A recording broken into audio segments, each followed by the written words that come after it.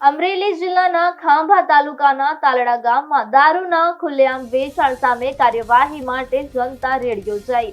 આ કાર્યક્રમમાં ખાંભા તાલુકા ભાજપના મહામંત્રી રમેશભાઈ જાદવ તથા તાલડા ગામના સરપંચ ઉપસ્થિત રહ્યા હતા। સ્થાનિકોએ દારૂની દુકાનો પર રેડ કરતી વખતે જણાવ્યું કે ગામમાં ખુલ્લેઆમ દારૂનું વેચાણ થતું હોય તેમ છતાં સ્થાનિક પોલીસ ધ્યાન આપતી નથી।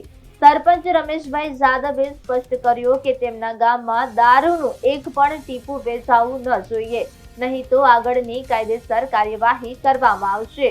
આ અંગે તાલુકા પોલીસને પણ જાણ કરી છે અને આગામી દિવસોમાં નિયમોનું પાલન સુનિશ્ચિત કરવા માટે સખત પગલાં લેવામાં આવી શકે છે।